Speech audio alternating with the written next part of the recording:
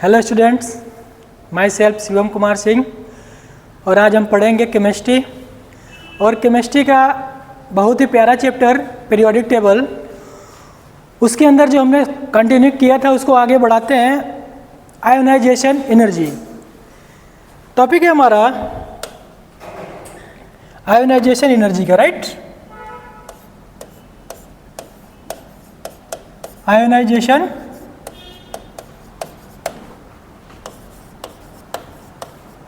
Energy, okay, ठीक है। सबसे पहले आयोनाइजेशन एनर्जी देखते हैं क्या होता है। एटॉमिक स्ट्रक्चर में पढ़ चुके हैं कि क्या, थोड़ा सा पीछे लेके चल रहा हूं, राइट। यानी कि same charge repulsion, right,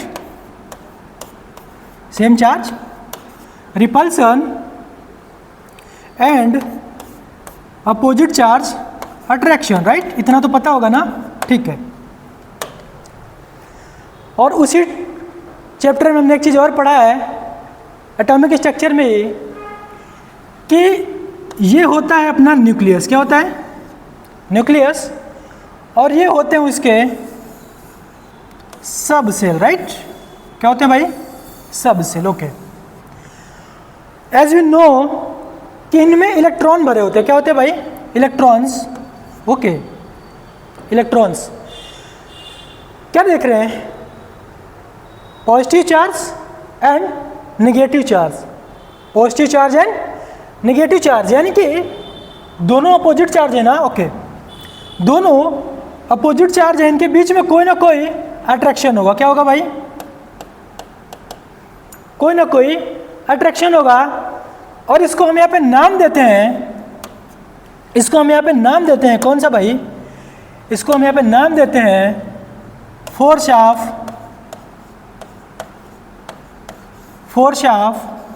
attraction. क्या नाम देते हैं भाई? Force of attraction. कैसे हुआ? पहले ही बता चुका हूं, opposite charge attract to each other and that is the nucleus. As you know, किसके पास होता है? प्रोटॉन, और इलेक्ट्रॉन इसके आउटर मोस्ट ऑर्बिट में चक्कर लगा रहे होते हैं। ये तो हम पहले जान चुके हैं, राइट। तो इस इलेक्ट्रॉन और इस न्यूक्लियस के बीच में एक अट्रैक्शन फोर्स होता है, that is called force of attraction, या फिर इसी को हम कह देते हैं इलेक्ट्रोस्टैटिक फोर्स ऑफ अट्रैक्शन। क्या कह दिया? Electrostatic force of attraction, okay. हमारा टॉपिक जो है इसकी तरफ थोड़ा सा बढ़ते हैं, आयोनाइजेशन एनर्जी, राइट। यानी कि ये जो इलेक्ट्रॉन है, ये जो इलेक्ट्रॉन है, कौन सा वाला भाई? ये वाला इलेक्ट्रॉन, राइट। ये वाला इलेक्ट्रॉन कौन सा? मैं अभी ये वाला इलेक्ट्रॉन बोल रहा हूं, थोड़ा सा एक स्लाइड आगे बढ़ेंगे, मैं इसको एक अच्छा सा नाम दूंगा, राइट। इस न्यूक्लियस और इस इलेक्ट्रॉन के बीच में जो फोर्स ऑफ अट्रैक्शन है ना, अगर इसको हम ब्रेक कर दें, अगर हम इसको ब्रेक कर दें तो ये इलेक्ट्रॉन फ्री हो जाएगा, ये इलेक्ट्रॉन फ्री हो जाएगा। और इस बॉन्ड को तोड़ने में, मैं बॉन्ड बोल रहा हूं अभी फिलहाल, तो है क्या? ये फोर्स है, दोनों के बीच का फोर्स ऑफ अट्रैक्शन है, ठीक है। तो इनके बीच का जो फोर्स ऑफ अट्रैक्शन है, इसको तोड़ने में जो एनर्जी लगी ना, that is called ionization energy, right. थोड़ा सा नेक्स्ट स्लाइड पे बढ़ते हैं, राइट, ओके। यानी कि आयोनाइजेशन एनर्जी हम कहते किसे, राइट। देखो मैं यहां पे डायग्राम बना रहा हूं, उधर डिफिनेशन देखते हैं, right, okay.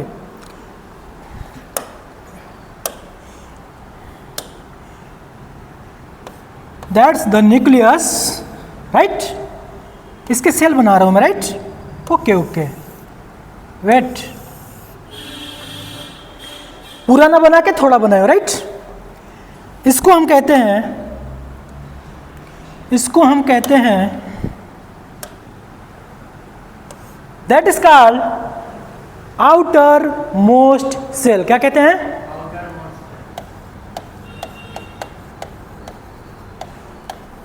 Outer most shell, right. भाई ये एटॉमिक स्ट्रक्चर का है, फिर से मैं यहाँ ले रहा हूँ क्योंकि थोड़ा सा इसका ज़रूरत है, राइट। और इसको रिप्रेजेंट करते हैं एन से, किससे भाई? ओके। एक थोड़ा सा आगे बढ़ते हैं, दैट इज कॉल्ड, इसका एक और नाम जानते हैं, पहले इसको बताता हूँ, एक नाम और बताता हूँ इसका, फिर आगे बढ़ते हैं, राइट। इसका एक नाम और, या तो फिर इसका दूसरा नाम हम कहते हैं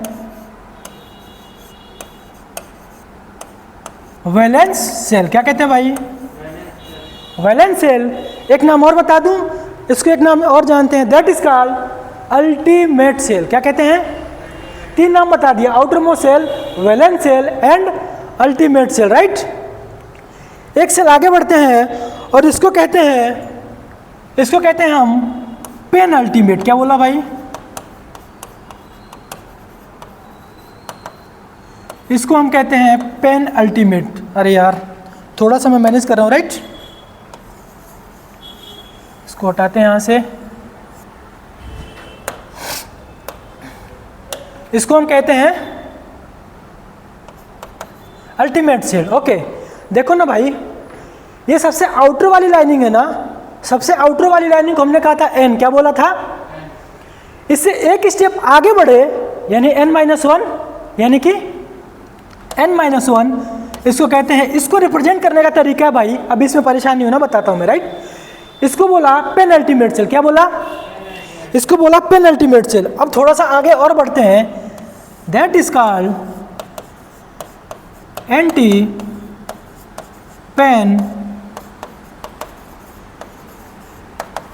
pen ultimate shell. Ante pen, फिर से शुरू से आते हैं, इसको हमने कहा था n, एक स्टेप पीछे आए थे तो n-1, अब तो 2 स्टेप पीछे आ गए ना, that is called n-2, right. हो गया भाई, इतना होगा पहले से। ओके, अब देखो, ये हमने बनाया न्यूक्लियस और यहाँ पे मैं बना रहा हूँ, यहाँ पर मैं बना रहा हूँ इलेक्ट्रॉन। क्या बनाया भाई? इलेक्ट्रॉन। इनके बीच में हमने बताया था, क्या बताया था? Force of attraction. क्यों? क्योंकि opposite charge, that is the positive charge and that is the negative charge, right. इनके बीच में फोर्स ऑफ अट्रैक्शन है और मैं चाहता हूं कि ये इलेक्ट्रॉन किसी तरीके से यहां से फ्री हो जाए। क्या हो जाए? फ्री हो जाए। तो इसी को हमने नाम दिया था आयोनाइजेशन एनर्जी, यही जानने के लिए कि आखिर इस स्टेप को, इस प्रोसेस को कहते क्या है। इसको हमने कहा था आयोनाइजेशन एनर्जी। क्या बोला था? ओके, ये रहा आउटर मोस्ट सेल। क्या रहा? इसका दूसरा नाम हमने क्या बताया था? Valence shell. क्या बोला था? मैं शॉर्ट फॉर्म में लिख दे रहा हूं, वैलेंस सेल, राइट। इसका हमने दूसरा नाम दिया वैलेंस सेल। अब देखो ना, मैं कह रहा हूं, ध्यान से, मैं डिफिनेशन पे आ रहा हूं, राइट। मिनिमम एनर्जी रिक्वायर्ड, ध्यान से थोड़ा होल्ड ऑन करना, minimum energy required to remove, मैंने बोला था ना, टू रिमूव। अगर इस इलेक्ट्रॉन को किसी तरीके से मैं यहां से रिमूव करा दूं, ध्यान से, minimum energy required to remove an outermost shell electron. ध्यान से, फिर से मिनिमम एनर्जी क्यों चाहिए? इसके बीच का जो फोर्स ऑफ अट्रैक्शन है ना, इसको तोड़ने के लिए जो हमें चाहिए energy, that is called ionization energy. यानी कि इसके बीच का जो फोर्स ऑफ अट्रैक्शन है, इसको हमें किसी तरीके से तोड़ना है और उस जो एनर्जी रिक्वायर्ड हो रही है इसको तोड़ने में, हम इसको यहाँ पे नाम दे रहे हैं आयोनाइजेशन एनर्जी। क्या दे रहे हैं? Ionization energy, right. डिफिनेशन पे आते हैं, minimum energy required to remove an electron from its outermost shell. देखो ना, आउटर मोस्ट सेल बोल रहा है कि नहीं? यानी एक बार और, minimum energy required to remove an electron from its outermost shell is known as ionisation energy, is known ionisation energy.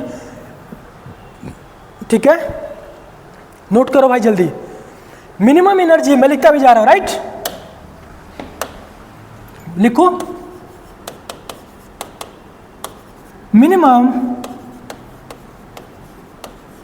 minimum energy required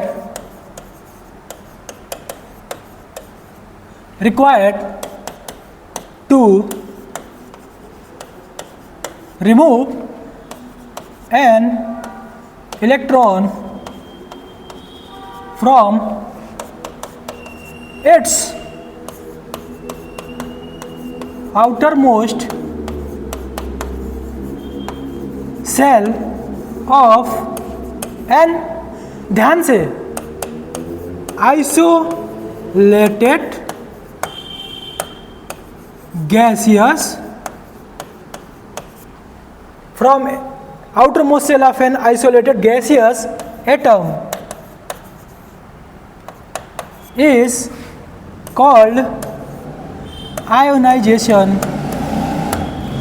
energy. Is called ionization energy, right? Note down करो भाई, ये रहा diagram, right?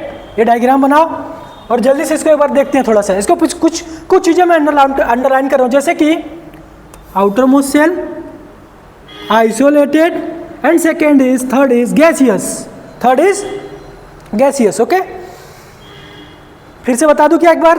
देखो देखो देखो, अरे थोड़ा सा अपने सिंपल लैंग्वेज में आते हैं डेली लाइफ में, राइट? ये रहा न्यूक्लियस, क्या रहा? That is the nucleus and that is the outermost shell, that is the, यहाँ पे इलेक्ट्रॉन है और ये रहा न्यूक्लियस, इसके बीच में फोर्स ऑफ अट्रैक्शन है, दोनों ने एक दूसरे को बांध रखा है फोर्स ऑफ अट्रैक्शन से, राइट? इनके बीच का जो फोर्स ऑफ अट्रैक्शन अगर किसी तरीके से मैं ब्रेक कर दूं, इनके बीच का जो फोर्स ऑफ अट्रैक्शन है किसी तरीके से ब्रेक कर दूं, तो इसमें बैठा जो इलेक्ट्रॉन है, यहाँ पे जो इलेक्ट्रॉन है ये फ्री हो जाएगा, ये इलेक्ट्रॉन फ्री हो जाएगा, और इस इनके बीच का जो बॉन्डिंग है, इनके बीच का जो फोर्स ऑफ अट्रैक्शन है, उसको तोड़ने में जो एनर्जी लगी है, that is called ionization energy, that is called, देखो ना फिर से, अरे डिफिनेशन छोड़ दो, इधर से सीखते हैं। Minimum energy required to remove an electron from its outermost shell of an isolated, मैं फिर बताऊंगा आइसोलेटेड क्यों, गैसियस क्यों, राइट? आगे करते हैं। Isolated gaseous atom is called ionization energy, is called, यानी कि अगर इस न्यूक्लियस से इस इलेक्ट्रॉन के बीच में जो फोर्स ऑफ अट्रैक्शन इसको ब्रेक कर दें, that is called ionization energy. जल्दी से नोट डाउन करो भाई, हरी अप, सिर्फ 1 मिनट।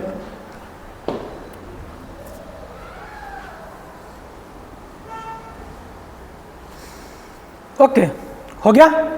स्लाइड रहेगा, आप लोग आके देखते रहना, राइट? ओके, आगे बढ़ते हैं। हमने कहा कि आयोनाइजेशन एनर्जी इसको कहते हैं, राइट? एक एग्जांपल लेते हैं, बड़ी प्यारा सा, जो एनसीईआरटी लेती है एग्जांपल अपना, that is the 11, that is the sodium, और इलेक्ट्रॉनिक कॉन्फ़िगरेशन में पहले ही लिखना सिखा चुका हूं, क्या होता है 1s2 2s2 2p6 and that is 3s1। देखो ना, बहुत प्यारा को सिखाने वाला हूँ, ध्यान से। मैंने कहा था जो सबसे आउटर सेल होता है उसको हमने n दिया था, क्या बोला था? n। एक स्टेप पीछे गया था तो उसको कहा था n-1, 2 स्टेप पीछे गया तो उसको बोला था n-। ओके, एटॉमिक स्ट्रक्चर में बता चुका हूं, that is called principal quantum number, that is called principal quantum number. कैसे पहचानते हैं? इलेक्ट्रॉनिक कॉन्फ़िगरेशन में जो डिजिट मैक्सिमम वैल्यू का होता है, that is called principal quantum number. Okay, that is 3, that is 2 and 2 and that is, इस चीज़ को मैं प्रूव भी कर रहा हूँ, राइट? इस चीज़ को मैं प्रूव भी कर रहा हूँ। कैसे? हमने कहा प्रिंसिपल क्वांटम नंबर पहचानते कैसे हैं? तो प्रिंसिपल क्वांटम नंबर पहचानते हैं हम मैक्सिमम वैल्यू ऑफ डिजिट, यानी कि जो हम इलेक्ट्रॉनिक कॉन्फ़िगरेशन लिख रहे हैं इसमें जो हमारा डिजिट आ रहा है मैक्सिमम वैल्यू का, that is called principal quantum number, right? यानी कि ये पे क्या हो गया, n हो गया ना, क्या हुआ भाई?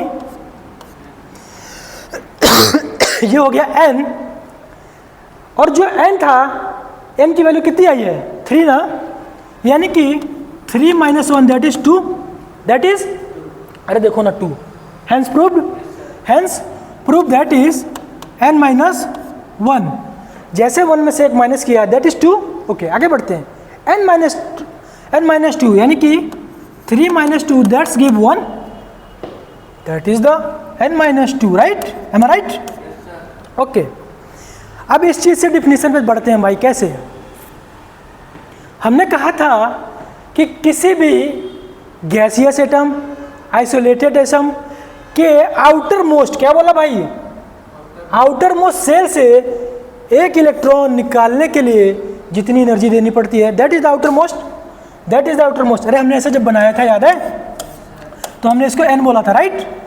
अब इसको इस फॉर्म में लेके आ रहे हैं, राइट, इलेक्ट्रॉनिक कॉन्फ़िगरेशन के फॉर्म में लेके आ रहे हैं, राइट। ये रहा इलेक्ट्रॉन, इस इलेक्ट्रॉन को निकालने के लिए जितनी एनर्जी चाहिए, यानी कि ये रहा आउटर मोस्ट, n दिख गया ना, कंफर्म हो गया ना। यानी कि देखो भाई, जैसे ही मैं एक इलेक्ट्रॉन निकालूंगा, इसका इलेक्ट्रॉनिक कॉन्फ़िगरेशन क्या बनेगा, 1s2 2s2 2p6, और ये तो जा चुका है, एक इलेक्ट्रॉन था ना, ये तो जा चुका है, that is the new electronic configuration. अब देखो एक और अच्छा चीज़ बता रहा हूँ, हमने कहा था कि आइसोलेटेड एटम होना चाहिए, क्या होना चाहिए, आइसोलेटेड होना चाहिए और गैसियस होना चाहिए। इस पर डिस्कशन बड़ी तगड़े से करेंगे, राइट, बहुत अच्छा डिबेट करेंगे इस पर, ठीक है। लेकिन देखो एक छोटा सा और चीज़ मैं यही बता रहा हूँ आप लोग को, और मैं पहले भी बता चुका हूँ, बिल्कुल कहाँ पे बता चुका हूँ बताऊँ क्या, some basic concept of chemistry में भाई साहब। देखो क्या बताया था, ध्यान से भाई, ये रहा एक मेटल, क्या रहा, ये रहा एक मेटल, ये रहा एक मेटल। इसने अपने अंदर से जब एक इलेक्ट्रॉन लूज किया, क्या किया, एक इलेक्ट्रॉन लूज किया, and that's form m plus electron. मैं इसको यहाँ नहीं लिख रहा हूँ, ठीक है, चलो इसको हटा रहा हूँ मैं,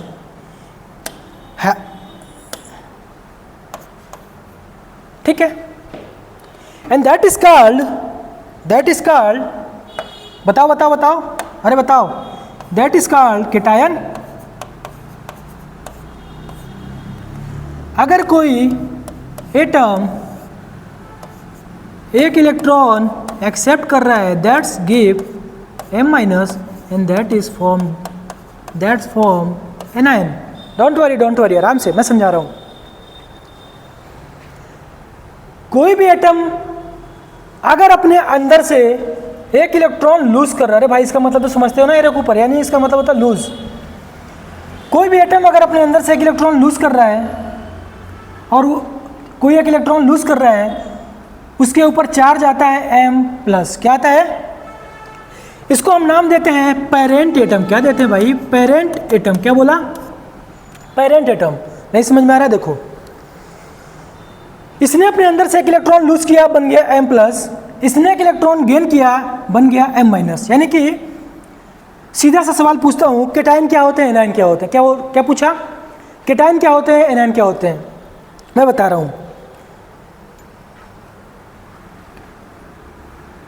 और यही इसी को अगर मैं मेटल से जोड़ूँ, कहाँ से, मेटल से, आपने मेटल भी पढ़ रखा है, मेटल किसको कहते हैं, वहाँ पे इसी चैप्टर की स्टार्टिंग में पढ़ाया था, वहाँ पे ही पढ़ाया था सम बेसिक कंसेप्ट में, कि मेटल की डिफिनेशन क्या होती है, tendency to lose electron, tendency to lose electron. अरे देखो ना आप, ये अपने अंदर से इलेक्ट्रॉन लूज कर रहा है क्या, that is the definition of metal. ये एक इलेक्ट्रॉन एक्सेप्ट कर रहा है क्या, that is the definition of non metal. छोड़ो, केटायन नॉन पढ़ते हैं, राइट। इसने अपने अंदर से एक इलेक्ट्रॉन लूज किया है ना, इसने अपने अंदर से एक इलेक्ट्रॉन लूज किया है, देखो इधर आते हैं, इसने अपने अंदर से एक इलेक्ट्रॉन, अरे लूज किया है ना, क्या किया है, इसने अपने अंदर से एक इलेक्ट्रॉन लूज किया है, यानी कि इसका अगला स्टेप जो भी होगा m प्लस में कन्वर्ट हो जाएगा। क्या मैंने सही किया, अरे क्या मैंने सही किया, इसने अपने अंदर से एक इलेक्ट्रॉन लूज करके बन गया, ये क्या बन गया भाई, केटायन। क्या बन गया भाई, केटायन, राइट। आगे समझ, बढ़े आगे, ओके। एक बार इसके डेफिनेशन को मैं दोबारा रिवाइज करा दे रहा हूँ। Tendency to lose electron, metal के लिए बता रहा हूँ, tendency to lose electron, tendency to accept electron. यानी कि जो ले रहा है इलेक्ट्रॉन, जो खुद गरीब है, अरे भाई इलेक्ट्रॉन चाहिए किसे, जो खुद गरीब है, एनायन, अमीर है, केटायन, कहने की भाषा में, ठीक है, ओके। आगे बढ़े तो देखो ना, सोडियम के लिए बता दिया, राइट। जैसे इसके आउटर मोस्ट शेल से एक इलेक्ट्रॉन निकाला, बन गया केटायन Na प्लस, इसका इलेक्ट्रॉनिक कॉन्फ़िगरेशन ये बन के आया। आगे बढ़े। ओके ओके, अब एक चीज़ और बता चुका हूँ मैं थर्मोडायनेमिक्स में, क्या कि प्रोसेस दो तरह के होते हैं। कितने तरीके के?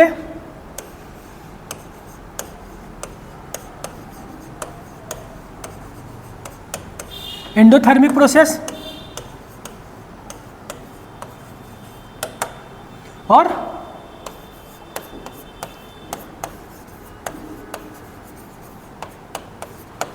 एक्सोथर्मिक।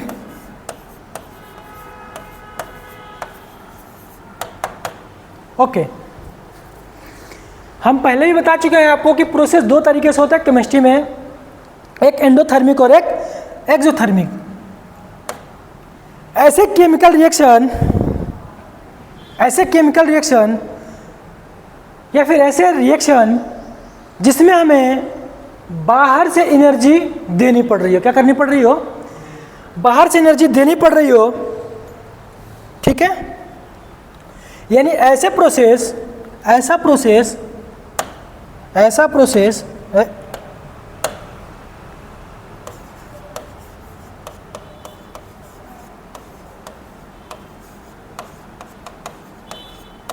which requires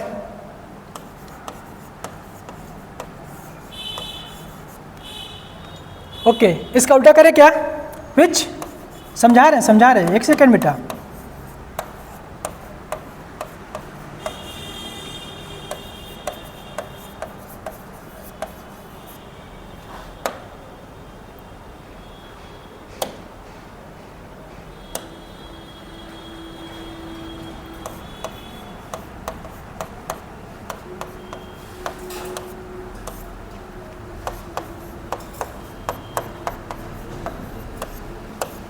ओके, दो तरह के प्रोसेस बताए हमने, एंडोथर्मिक एंड एक्सोथर्मिक।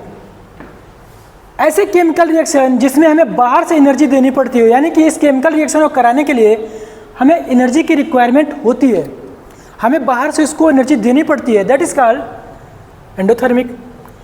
और एक ऐसा रिएक्शन जिस केमिकल रिएक्शन के होने से एनर्जी बाहर आती है, यानी इन्वायरमेंट में आती है, दैट इज कॉल्ड एक्सोथर्मिक। मैं पहले ही बता चुका हूँ, राइट। देखो सिंपल सा एग्जांपल बताऊँ मैं एक्सोथर्मिक का। दिवाली के टाइम में जब हम घर में चूना बाल्टी में डालते हैं तो पूरा बाल्टी हीट हो जाता है, यानी कि वहाँ से कहीं ना कहीं से एनर्जी आई, यानी कि जब वो केमिकल रिएक्शन हो रहा था तो वहाँ से एनर्जी बाहर आ रही थी। क्या हो रही थी? इवॉल्व हो रही थी, that is the exothermic process. अभी देखो ना, अभी मैंने आपको पढ़ाया आयोनाइजेशन एनर्जी। क्या पढ़ाया? Ionization energy, right. हमने उसमें कहा कि पहले लिखा था, स्लाइड पीछे है क्या? देखो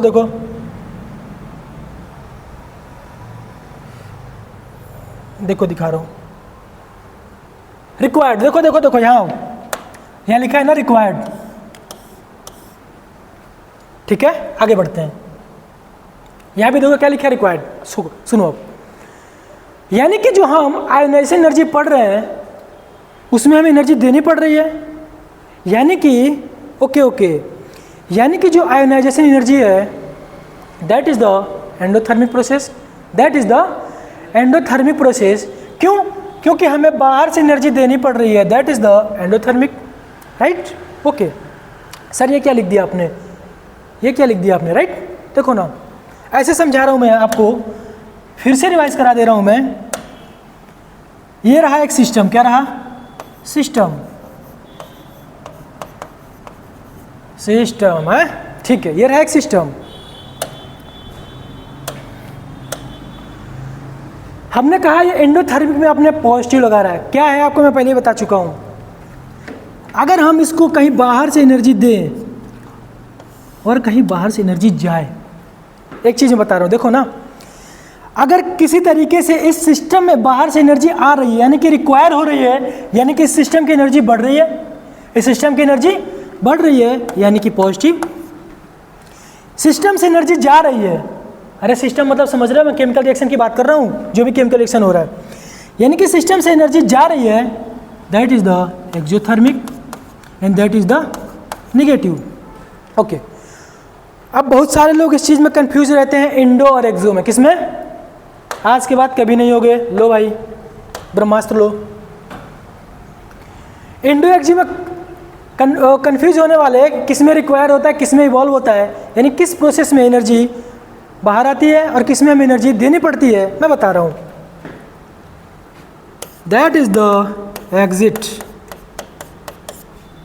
आ गया समझ? यानी कि ऐसा केमिकल रिएक्शन जहाँ से एनर्जी इवॉल्व हो रही हो, एग्जिट हो रही हो, बाहर आ रही हो, that is called exothermic process. That is called exothermic process. तो हमें सिर्फ एक टॉपिक के लिए मैं यहाँ तक लेके आया था आपको। क्या क्या भाई? नोट में लिखेंगे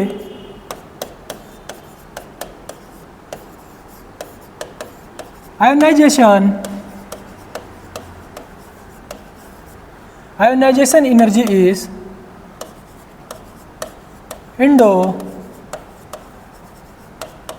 endothermic process. am I right? am I right भाई? किसी को कोई डाउट? अभी तक जहाँ तक पढ़ाया स्लाइड देख लो भाई साहब, किसी को अगर कोई डाउट हो तो। राइट, ये समझ में आया था? आगे बढ़े, इसमें कोई डाउट? नो, देख लिया, आगे बढ़े। ओके, नोट करो, उसके बाद आगे बढ़ते हैं जल्दी से। अरे आप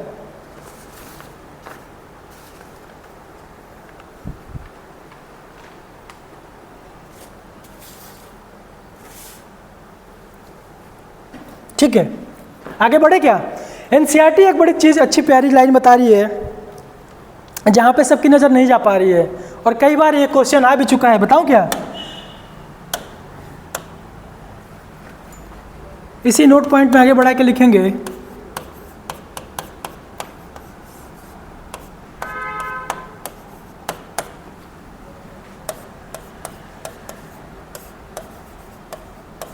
या फिर इलेक्ट्रॉन वोल्ट पर एटम। अरे अब सुनो मेरी बात, मैं इस डिफिनीशन से भी तुम्हें आयोनाइजेशन एनर्जी दिखा रहा हूँ। देखो ना, एटम मोल, एटम मोल। एक एटम या फिर एक मोल, यहाँ से दिखा रहे हैं, यहाँ से एक एटम से देखो ना, पर एटम, इसको लिखेंगे तो ऐसे तो लिखेंगे EV बाई। एक एटम के अंदर से इलेक्ट्रॉन निकालने के लिए जितनी एनर्जी देनी पड़ी, that is the called ionization energy. That is called ionization energy. Right, mole से बात करें, अगर मोल में जाए तो भी तो यही कह सकते हैं, एक मोल इलेक्ट्रॉन निकालने के लिए जितने किलो जूल एनर्जी देनी पड़ी, that is called ionization energy. Am I right? इसको भी नोट करो, unit of ionization energy. Right, okay okay. बहुत ही, देखो हमने कहा था इस पे डिस्कशन करेंगे ना अच्छे से। वाई, मैं क्वेश्चन लिखता हूँ, क्वेश्चन फॉर्म में आता हूँ पहले इसको लेकर।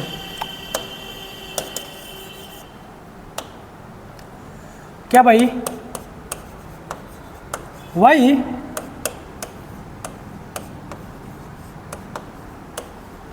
आइसोलेटेड एटम या फिर वाई आइसोलेटेड। ओके, मैं समझा रहा हूँ।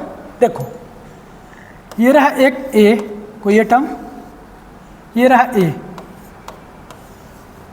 या फिर इसको आप बी कर लो, कंफ्यूज ना हो जाओ। राइट,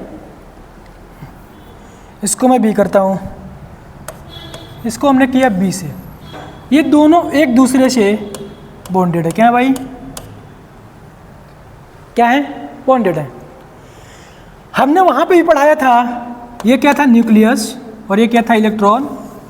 इसके बीच में फोर्स ऑफ अट्रैक्शन। देखो भाई, बिल्कुल पैरेलल लेके चल रहा हूँ। ओके,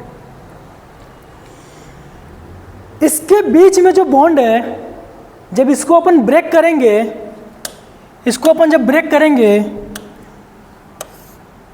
तो इसको पता है क्या नाम देंगे? इसको अपन नाम देंगे bond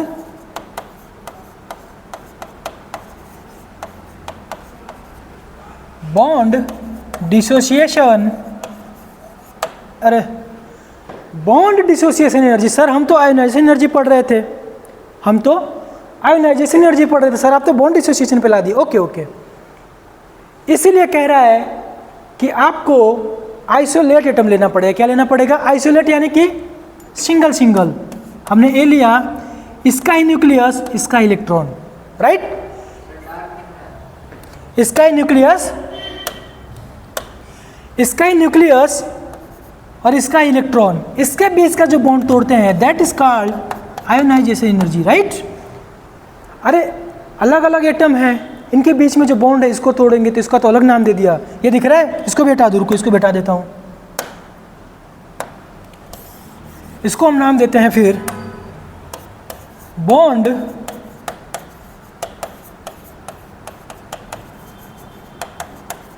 bond dissociation energy, right? जबकि हमें पढ़ना क्या था? आयोनाइजेशन एनर्जी ना, हमें क्या पढ़ना था? ओके, आ गया समझ? हमने कहा था आइसोलेटेड। अगला है गैसियस है। क्यों? अगला है कि अच्छा ठीक है, गैसियस को अभी मैं डिस्कशन करता हूं, थोड़ा आगे बढ़ते हैं, ठीक है? ओके, आगे बढ़े। ओके, अब देखो सर, ऐसा तो कहीं हमने नहीं पढ़ा, ऐसा तो हमने कहीं नहीं पढ़ा कि ये रहा न्यूक्लियस। सर इसके सारे जो सेल होते हैं, इलेक्ट्रॉन तो सब में पाए जाते हैं ना? ओके, एक इलेक्ट्रॉन यहाँ दिखा रहा हूँ मैं, चलो कलर चेंज करता हूँ, ये चलेगा? ओके, एक इलेक्ट्रॉन यहाँ दिखाया, इधर दिखा दिया, इधर दिखा दिया, इधर दिखा दिया। ओके ओके, अब देखो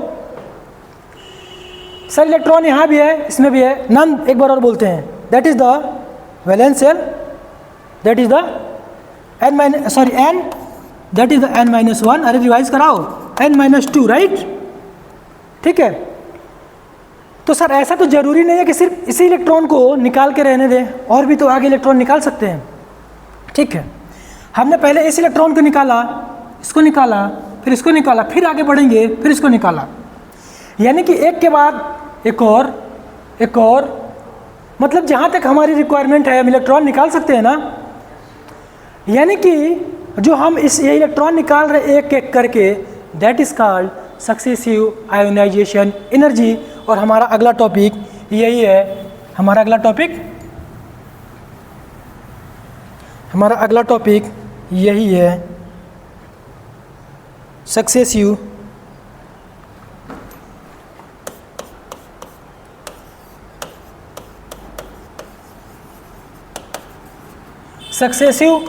आयोनाइजेशन एनर्जी। सक्सेसिव मतलब क्या होता है भाई? 1/1, am I right? 1/, ठीक है। देखो जैसे हमने वहाँ Na लिखा था, मैं उसको यहाँ इस फॉर्म में लेके आ रहा हूँ, ये रहे M, that is the neutral atom, that is the isolated atom. अरे ठीक है, चलो इसको फेज भी मैं नोटिस कर देता हूँ, that is the gaseous phase. सारा डेफिनेशन शुरू से लेते हैं ना, isolated, gaseous, am I right? इसके अंदर से हमने एक इलेक्ट्रॉन रिमूव किया। क्या किया भाई? एक इलेक्ट्रॉन रिमूव किया, राइट? अरे क्या किया? इसके अंदर से इलेक्ट्रॉन रिमूव किया। पीछे आओ, पीछे आओ, पीछे आओ, पीछे आओ, देखो देखो, इलेक्ट्रॉन रिमूव किया, यानी इसके ऊपर प्लस चार्ज आएगा, यानी कि इसके ऊपर, यानी कि ये क्या बन गया? कैटायन। क्या बना भाई? ओके, ये जो पहला इलेक्ट्रॉन निकालने के लिए जो एनर्जी देनी पड़ी, that is called ionization energy first, ionization energy. Okay, अब आगे बढ़ते हैं। इसी में से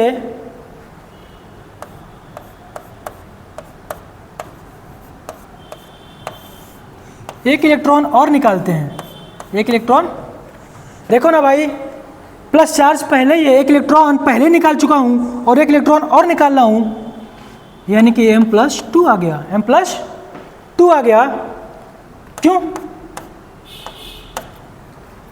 अब देखो फिर इसको नीचे लेके आ रहा हूं, डोंट वरी, समझा रहे आराम से, है ना? ड्रॉ कर ले पहले हम। ओके सर, अब आ जाओ। हमने जो पहला न्यूट्रल एटम, देखो ना न्यूट्रल एटम है, आइसोलेटेड एटम है, गैसियस फेज में, राइट, किसमें है, यहां से हमने जब पहला इलेक्ट्रॉन निकाला तो इसको हमने नाम दिया आयोनाइजेशन एनर्जी फर्स्ट। क्या नाम दिया? Ionization energy first. इसी में से जब दूसरा एटम इलेक्ट्रॉन निकाला इसको नाम देते हैं आयोनाइजेशन एनर्जी सेकंड। फिर दूसरे के बाद जब तीसरा इलेक्ट्रॉन निकाला इसको नाम देते हैं ionization energy third. Ionization energy third, successive ionization energy. ठीक है, अब थोड़ा सा इसको डेली लैंग्वेज से समझते हैं। जैसे मेरे पास 5 चॉकलेट है, राइट, कितनी 5। अगर हमसे कोई पहला चॉकलेट मांगेगा, कोरिलेट करते चलना, अगर हमसे कोई पहला चॉकलेट मांगेगा तो बड़ी आसानी से दे दूंगा, ले जा, मेरे पास 5 है, राइट, बड़ी आसानी से दे दूंगा, ले जा, मेरे पास अभी भी 5 है, एक देने के बाद मेरे पास 4 तो बचेगा एटलीस्ट, ओके। चौथा कोई मांगेगा तो थोड़ा सोचूंगा, दूं कि ना दूं, राइट, फिर भी कहूँगा ले जा, ठीक है ले जा, कोई बात नहीं। थर्ड की बारी आएगी तो मैं साफ साफ मना कर दूंगा, फिर भी अगर उसने मुझसे ज़बरदस्ती करी, भाई दे दे, रिक्वेस्ट करी दे दे, मैं दे दूंगा, थर्ड भी। सेकेंड की बारी आई तो मैं और मुट्ठी अपनी टाइट कर लूँगा, नहीं दे पाऊँगा, फिर भी उसने मुझसे लड़ झगड़ के ले लिया, यानी दूसरा इलेक्ट्रॉन भी दूसरा चॉकलेट भी हमसे ले लिया। बात आई जब पहले की तो भाई ज़िंदगी और मौत की सवाल आ जाएगा, मैं वो इलेक्ट्रॉन नहीं देने वाला, मैं वो चॉकलेट नहीं देने वाला। क्या समझ रहे हो आप? यानी कि जब हमें पहला इलेक्ट्रॉन निकालना है, पहला चॉकलेट जब हमें आपसे लेना था तो थोड़ी कम एनर्जी, हमें थोड़ा कम फोर्स देना पड़ा, राइट, थोड़ी कम रिक्वेस्ट करनी पड़ी, राइट। यानी कि जब पहला इलेक्ट्रॉन निकालना है किसी भी आउटर मोस्ट सेल से तो बड़ी आसानी से निकाला जा सकता है।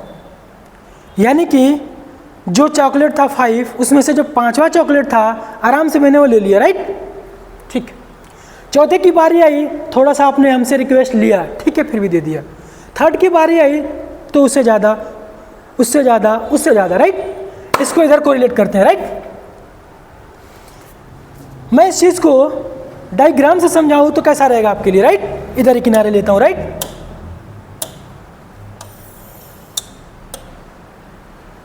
नहीं, ये नहीं लेना, ये लेना है।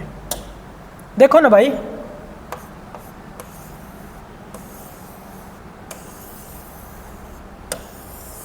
डायग्राम से समझा रहा हूँ प्यारा सा। ये रहा इलेक्ट्रॉन, ये रहा इलेक्ट्रॉन, भाई मैं एक एक इलेक्ट्रॉन लेके दिखा रहा हूँ। देखो देखो, ये न्यूक्लियस इससे ज़्यादा दूर, ये थोड़ा कम दूर, ये बहुत कम दूर। यानी कि हम जिसके जितने क्लोज होते हैं, जितने क्लोज हैं, दोनों के बीच में अट्रैक्शन तगड़ा, फोर्स ऑफ अट्रैक्शन तगड़ा। ये दूर है, अगर इस इलेक्ट्रॉन को निकालना है तो हमें थोड़ी कम एनर्जी देनी पड़ेगी। क्यों? क्योंकि इसके और इसके बीच का डिस्टेंस ज़्यादा है। क्या है? डिस्टेंस ज़्यादा है। उसके बाद जब अगला निकालने आएंगे तो थोड़ा ज़्यादा एनर्जी देनी पड़ेगी। क्यों? क्योंकि डिस्टेंस कम हो गया। क्या हो गया? डिस्टेंस कम हो गया। चॉकलेट वाली से कोरिलेट करना। फिर जब अगले चॉकलेट मांगने आएंगे तो और कम हो गया, मैं नहीं दूंगा। am I right? इधर आते हैं। हमें जब पहला इलेक्ट्रॉन निकालना था, हमने इसको नाम दिया M+। इसी में से दूसरा इलेक्ट्रॉन निकाला, नाम दिया I2। अब देखो ना, पहला इलेक्ट्रॉन निकाला दैट इज कॉल्ड I1, पहला इलेक्ट्रॉन निकाला that is called ionization energy first. यानी कि इस इलेक्ट्रॉन को निकालने में हमें कम एनर्जी देनी पड़ी थी। ओके, दूसरे की बारी है तो थोड़ा ज़्यादा एनर्जी देनी पड़ी थी। तीसरे की बारी है तो इससे ज़्यादा एनर्जी देनी पड़ी थी। That is the called successive ionization energy. देखो कैसे समझा रहा हूँ मैं, बहुत ही प्यारे ढंग से। और ये आप बिलीव नहीं करोगे कितनी बार आपके एग्जाम में पूछा है ये ऑर्डर, जिसको आपने बड़ी आसानी से समझ लिया। देखो ना, पहला इलेक्ट्रॉन निकालना था तो कम एनर्जी दी, कंपेरिजन करके राइट, कम देनी पड़ी। दूसरी निकालना था तो उससे ज़्यादा देनी पड़ी। तीसरी उससे भी ज़्यादा, यानी जो थर्ड इलेक्ट्रॉन निकालने गए तो बहुत ज़्यादा एनर्जी देनी पड़ी। यानी कि जो थर्ड वाला एनर्जी है सबसे ज़्यादा होगा। ऑर्डर देखना ध्यान से भाई, ऑर्डर बड़ी ध्यान से। अरे सर क्या कर दिया आपने, ये क्या कर दिया सर आपने? ओके, मैं क्या कह रहा हूं कि जैसे जैसे आप इलेक्ट्रॉन निकालते जाओगे, जैसे जैसे इलेक्ट्रॉन निकालते जाओगे, उसके ऊपर प्लस चार्ज बढ़ता जा रहा है। देखो ना, उसके ऊपर प्लस चार्ज बढ़ता जा रहा है। क्या बढ़ता जा रहा है? प्लस चार्ज बढ़ता जा रहा है। ओके ओके, जैसे जैसे इलेक्ट्रॉन निकालते जाओगे, ये इसके न्यूक्लियस के पास में आता जा रहा है। देखो ना, न्यूक्लियस इसके पास में आता जा रहा है, यानी इनके बीच का जो फोर्स ऑफ अट्रैक्शन है वो बढ़ता जा रहा है। उनके बीच का जो फोर्स ऑफ अट्रैक्शन है बढ़ता जा रहा है, और जितना ही बढ़ता जाएगा एनर्जी हमें उतना ही ज़्यादा देना पड़ेगा। इसीलिए हम जैसे जैसे आगे बढ़ते चले जा रहे हैं, जैसे जैसे आगे बढ़ते चले जा रहे हैं, देखो ना, इधर को रिलेट करना भाई, जैसे जैसे इधर तो मैं आगे जा रहा हूँ, राइट, इधर तो आगे जा रहा हूँ, लेकिन इधर तो पीछे आ रहा हूँ। ये इलेक्ट्रॉन निकाला, फिर इसके बाद इस पे आया, फिर इसके बाद इस पे आया। जैसे जैसे न्यूक्लियस से डिस्टेंस बढ़ता जा रहा है, जैसे जैसे न्यूक्लियस से डिस्टेंस बढ़ता जा रहा है, देखो ना, न्यूक्लियस से डिस्टेंस बढ़ता जा रहा है, आयनाइजेशन एनर्जी की वैल्यू बढ़ती चली जा रही है। और आप बिलीव नहीं करोगे, ये कितनी बार एग्जाम का PYQ रह चुका है, कितनी बार पूछा जा चुका है। दैट इज कॉल्ड, सीधा सीधा पूछता है, सक्सेसिव ऑर्डर ऑफ IP या फिर IE, राइट। इसमें किसी को कोई डाउट है तो हमें बताएं। एक बार और इसको ले लेता हूं मैं। हमने जो इलेक्ट्रॉन निकाला, हमने जब पहला इलेक्ट्रॉन निकाला इसको कहा आयोनाइजेशन एनर्जी फर्स्ट, दूसरा इलेक्ट्रॉन निकाला इसको कहा आयोनाइजेशन एनर्जी सेकंड, तीसरा निकाला that is called ionisation third. और जैसे जैसे इलेक्ट्रॉन निकालता जा रहा हूँ, मैं न्यूक्लियस के पास में चलता चला जा रहा हूँ, न्यूक्लियस के पास में चलता चला जा रहा हूँ, यानी क्या, इनके बीच का फोर्स ऑफ अट्रैक्शन बढ़ता चला जा रहा है। जैसे जैसे फोर्स ऑफ अट्रैक्शन बढ़ता चला जाएगा, न्यूक्लियस से इलेक्ट्रॉन के बीच की बॉन्डिंग बढ़ती जाएगी, और जैसे जैसे बॉन्डिंग बढ़ती जाएगी, इस अट्रैक्शन को तोड़ने के लिए भी एनर्जी ज़्यादा देनी पड़ेगी, and that is called successive ionization energy, right. किसी को डाउट? आगे बढ़े। ओके, तो इसी पे एक स्टेटमेंट लिखते हैं, यही लिख दे रहा हूँ भाई, नोट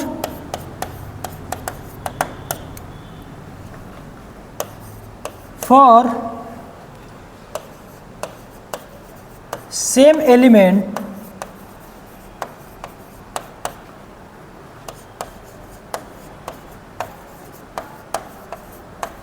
the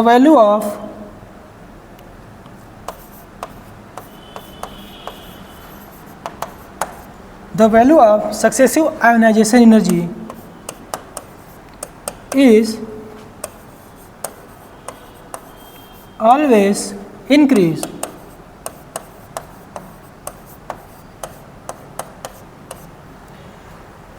दोनों एक ही स्टेटमेंट है, जरा ध्यान से पढ़ना। फॉर सेम एलिमेंट, चलो चलो चलो फिर मैं दिखाता हूं कुछ अच्छी चीज।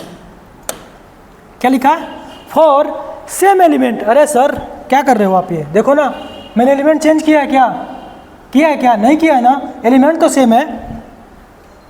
For same element the value of successive ionization energy is always increase. देखो ना, जैसे जैसे आगे बढ़ रहे हैं बढ़ते चला जा रहा है, राइट। ध्यान रहे कि सक्सेसिव यानी कि एक के बाद ये, ऐसा नहीं कि पहला निकाला फिर सीधे चौथे की स्टडी करने आ गए, पहला निकाला सीधा पांचवें पे आ गए। नहीं नहीं नहीं, सक्सेसिव आई की ही बात करनी है, राइट। नोट करोगे? जल्दी नोट करो। कहाँ से नोट करना है भाई? यहाँ से, सक्सेसिव ऐसे जल्दी नोट करो भाई, हरी आप।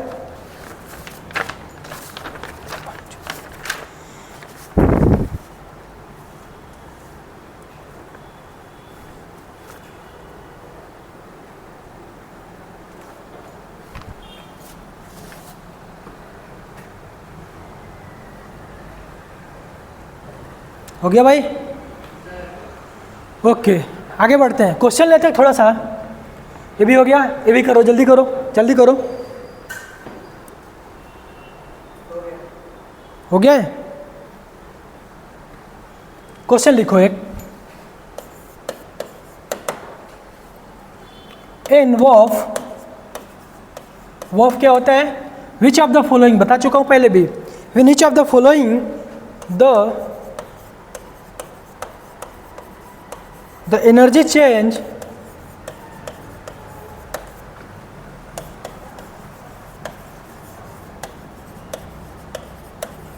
corresponding to ionization energy. भाई मैं किसी से भी ये क्वेश्चन पूछ सकता हूँ जरा ध्यान से, राइट। फर्स्ट वन,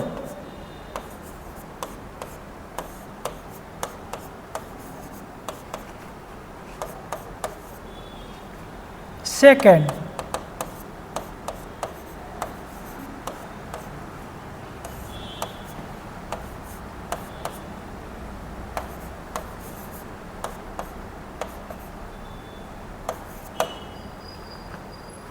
थर्ड,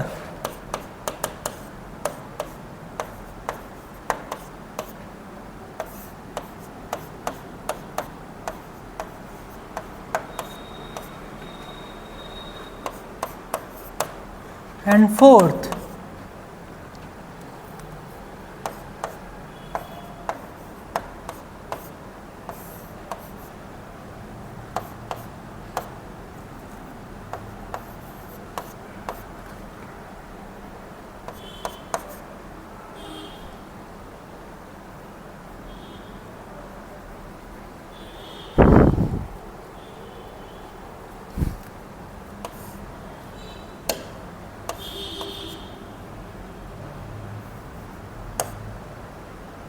करो भाई करो, क्वेश्चन करो।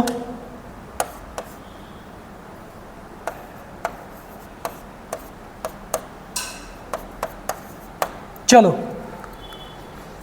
जल्दी करो, मैं फिर बताऊँ। देखो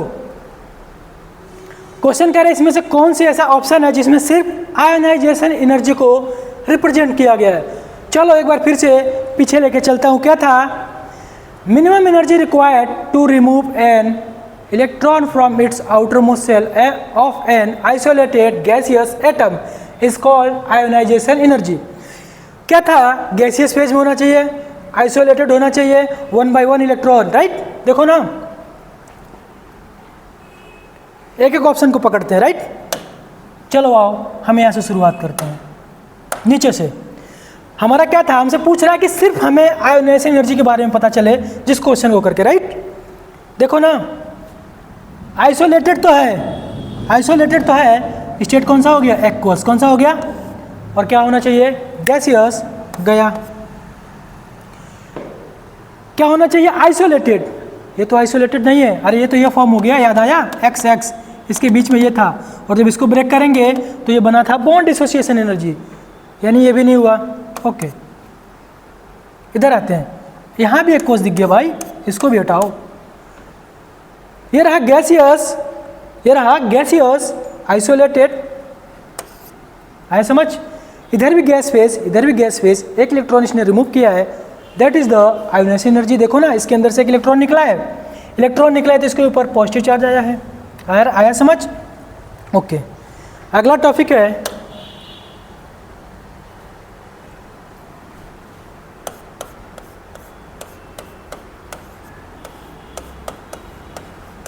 factors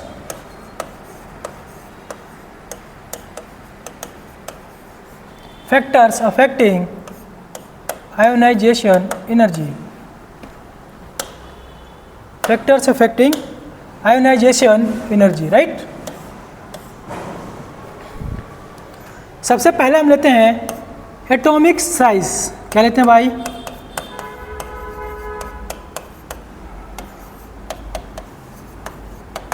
अरे ये तो सिर्फ लिख रहा हूँ मैं, पहले ही बता चुका हूँ आप लोग को। देखो ना क्या बोला था, ये रहा न्यूक्लियस, ठीक है। दो डायग्राम ले रहा हूँ मैं कंपैरिजन करने के लिए, कि यहाँ ले लेगा, राइट।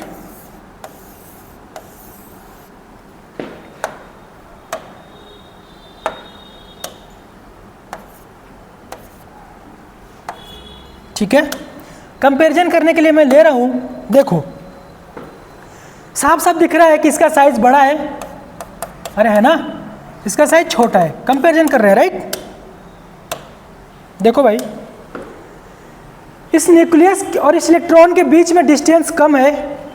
अरे रुको रुको रुको रुको रुको, इसको हटा रहे हैं। साइज तुम देख लेना अपने हिसाब से, मैं ऐसे लिख रहा हूँ, अरे ये क्या हुआ, इनके बीच में डिस्टेंस क्या है भाई, कम है। डिस्टेंस क्या है, फोर्स ऑफ अट्रैक्शन ज़्यादा है। इनके बीच में देखो ना, डिस्टेंस ज़्यादा है, फोर्स ऑफ अट्रैक्शन कम है। देखो वाइस वर्सा, एक टॉपिक पढ़ाऊंगा फिर छोड़ दूंगा भाई, ध्यान से देख लो, अच्छा चीज़ है ये। इसके बीच में, यानी कि अगर कोई भी दो क्लोज हैं, बहुत क्लोज कब होंगे, लॉन्ग डिस्टेंस रिलेशनशिप कहते हैं ना। दो लोग बहुत क्लोज कब होंगे, जब डेली उनकी मुलाकात सुबह शाम हो रही है, दोपहर में हो रही है, शाम को हो रही है, यानी कि उनके बीच का डिस्टेंस कम है, उनके बीच की बॉन्डिंग अच्छी होगी, उनके बीच की बॉन्डिंग अच्छी होगी। दो लोग दूर हैं, उनके बीच में फोर्स ऑफ अट्रैक्शन बॉन्डिंग कम होगी। ओके, हमारा डेफिनेशन ही क्या था कि इनके बीच का जो फोर्स ऑफ अट्रैक्शन है ना, इसको तोड़ने के लिए जो एनर्जी देनी पड़ रही है, उसी को तो आई बोला था। अच्छा, यानी कि सर इसका साइज छोटा है, क्या है, साइज छोटा है, डिस्टेंस कम है, फोर्स ऑफ अट्रैक्शन ज़्यादा है, यानी कि इसका आयोनाइजेशन एनर्जी ज़्यादा है। और बोलो ना भाई, इसके बीच में डिस्टेंस ज़्यादा है, फोर्स ऑफ अट्रैक्शन कम है, यानी कि इसको आसानी से तोड़ा जा सकता है। यानी कि साइज और आयोनाइजेशन एनर्जी की अगर बात करें, साइज और आयोनाइजेशन एनर्जी की बात करें तो दोनों में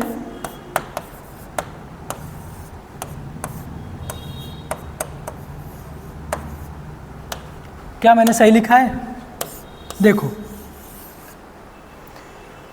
साइज कम, साइज छोटा, आयोनाइजेशन एनर्जी ज़्यादा, साइज बड़ा, साइज बड़ा, आयोनाइजेशन एनर्जी कम। अरे आया समझ, ओके। और पहले ही बता चुका हूँ कि ये जो साइज वाला फैक्टर होता है ना, अपन कहाँ लगाते हैं, ग्रुप में। कहाँ लगाते हैं भाई, ग्रुप, यानी कि up to down, up to down. एक छोटा सा एग्जांपल लेते हैं,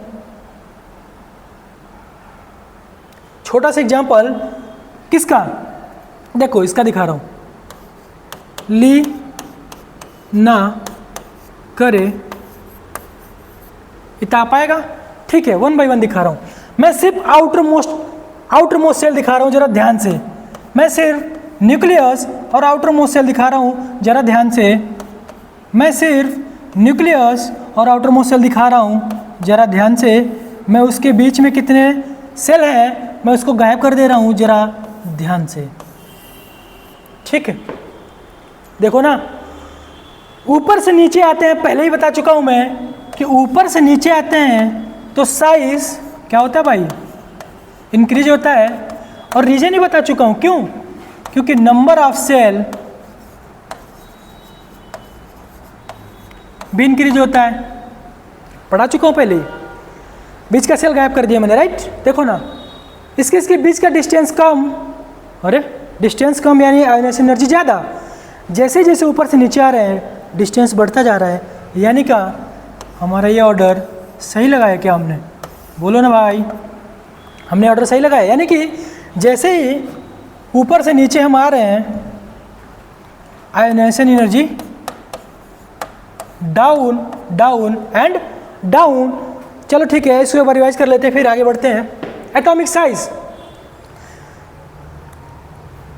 साइज छोटा, आयोनाइजेशन एनर्जी ज़्यादा, क्यों, रीजन बता चुका हूँ, force of attraction.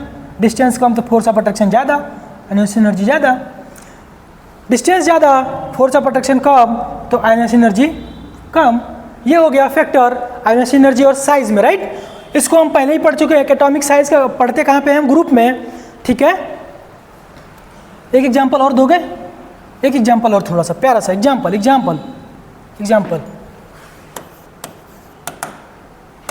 Fluorine, chlorine, bromine and then iodine. ऊपर से नीचे आ रहे हैं ना, ये ग्रुप है ना, तो क्या ये मैंने सही लगाया है ऑर्डर, बोलो ना। अप टू डाउन कहाँ आ रहा है, अप टू डाउन, अरे बोलो ना, up to down. Atomic size atomic size increase किस वजह से बता चुका हूँ, इनके बीच का फोर्स ऑफ अट्रैक्शन कम कम कम and ionization energy down down and down, right. Okay, अगला फैक्टर बताएं। अगला फैक्टर है दूसरा जेफ। क्या है भाई? जिसको हम डिस्कशन करेंगे अगली क्लास में जेफ से, राइट। यहां तक अगर किसी को डाउट, एक बार थोड़ा पूरी क्लास रिकैप करते हैं, राइट, शुरू से, ठीक है। आ जाओ, 10 मिनट में पूरा रिकवर करते हैं। Same charge repel to each other, opposite charge attract to each other. That is the nucleus, that is the proton इसमें होता है जिसकी वजह से पॉजिटिव चार्ज होता है। That is the electron, that is the electron, opposite charge in दोनों के बीच में होगा फोर्स ऑफ अट्रैक्शन, जिसको हम कहते हैं electrostatic force of attraction. Okay, ये न्यूक्लियस और इलेक्ट्रॉन के बीच में जो फोर्स ऑफ अट्रैक्शन है, इस बॉन्ड को अगर तोड़ दें, इस बॉन्ड को हटा दें, इस एनर्जी को हटा दें, सॉरी, इस बॉन्ड को हटा दें, इस अट्रैक्शन को हटा दें, तो इस अट्रैक्शन को हटाने में जो एनर्जी लगा that is called ionization energy, यानी कि minimum energy required to remove an electron from its outermost shell of an isolated gaseous atom is called ionization energy. अगली क्लास में मैं इस चीज़ पे एक और डिस्कशन करूंगा कि सर मिनिमम क्यों, मिनिमम एनर्जी क्यों। आपको इससे कोरिलेट करूंगा मैं थ्रेशोल्ड एनर्जी से। किससे भाई? थ्रेशोल्ड एनर्जी पढ़ते हैं ना कि इतनी एनर्जी चाहिए तो इतनी ही चाहिए। जैसे मुझे 10 चाहिए, 10 इलेक्ट्रॉन वोल्ट चाहिए, तो 10 इलेक्ट्रॉन वोल्ट ही थ्रेशोल्ड वैल्यू है। 9.9, 9.8, 9.7 पे मैं कुछ नहीं होने वाला, इसीलिए इसको यहाँ पे लिखा है मिनिमम। अच्छे से और वहाँ डिस्कशन करेंगे, राइट। ओके, अगला क्या था? That is the outermost shell, दूसरा नाम बैलेंस इलेक्ट्रॉन, बैलेंस सेल। एक और क्या बताया था? Ultimate shell represented by n, pen ultimate shell n-1, antepenultimate n-2। अगला क्या था? ओके, एग्जाम्पल लिया था हमने सोडियम का 1:2:2p6 3s1, right. Outer most shell से एक इलेक्ट्रॉन निकाला, जब एक इलेक्ट्रॉन इसने डोनेट किया बन गया कैटायन, एक्सेप्ट किया बन गया anion, that is the new electronic configuration of Na+। Endothermic process, the process which require energy is called endothermic. Exothermic which evolve, right. ध्यान रखिए, ये ट्रिक भूलना नहीं चाहिए, एंडो और एग्जिट वाला। एग्जिट यानी कि बाहर निकल जाना, एग्जिट मतलब बाहर निकल जाना, दैट इज एक्सोथर्मिक। ओके, ये हमने बता ही दिया था कि हमेशा एंडोथर्मिक होता है, कहीं भी हो, यूनिट बता ही दिया था। ओके, वाई आइसोलेटेड हम सिर्फ एक डिस्कशन किया, राइट। ओके, सक्सेसिव वाई पढ़ लिया हमने, है ना, हमेशा इंक्रीज होता, ध्यान रहे भाई, ये इंपॉर्टेंट है, इस पर स्टार लगा लेना भाई आप लोग। वाई, ये आगे बढ़ते हैं, क्वेश्चन कर ही लिया, फैक्टर साइज पढ़ लिया, एटॉमिक साइज। अगला हम पढ़ेंगे जेफ, अगला हम पढ़ेंगे जेड इफेक्टिव, जो हम पढ़ेंगे अगली क्लास में। तब तक के लिए ओके, बाय।